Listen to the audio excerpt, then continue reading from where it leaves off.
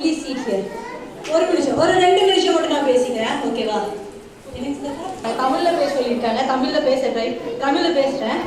So நான் இங்கே வரையில வந்துட்டு சும்மா ஜாலியாக வந்து என்ஜாய் பண்ணிட்டு மீன் நல்லா மகிழ்ச்சியாக இருந்துட்டு போகலாம் அப்படிங்கிற மாதிரி யோசிச்சேன். பட் இங்கே வந்ததுக்கு அப்புறம் தான் தெரியுது டீச்சர்ஸ் நீங்கள் வேற லெவல் எல்லாம் பண்ணுறீங்க. ஆக்சுவலி ஒரு விஷயம் என்னன்னா, நம்ம கூட இருக்கவங்களை பற்றி நமக்கு அவ்வளோ தெரியாது. அவங்க வந்து எவ்வளோ பெரிய நட்பணி பண்ணிட்டு இருக்காங்க, எவ்வளோ ஒரு பொசிஷனில் இருக்காங்க அப்படிங்கிறது நம்மளுக்கு தெரியாது. ஸோ சேம் என் சித்தி வந்துட்டு டீச்சரே இருக்காங்க, போகிறாங்க வராங்க அப்படிங்கிற ஒரு விஷயம் தான் எனக்கு தெரியும். பட் இன்னைக்கு நான் இங்கே வந்து அப்போ தான் தெரியுது சித்தி வேற நான் 10 வருஷத்துக்கு முன்னாடி பாஸ்ட் அவுட் ஆன ஸ்டூடெண்ட்ஸ்லாம் வந்துட்டு இங்கே வந்துட்டு சித்தி தான் வந்துட்டு ஒரு அம்மாவாக இருந்திருக்காங்கன்னு சொல்லல.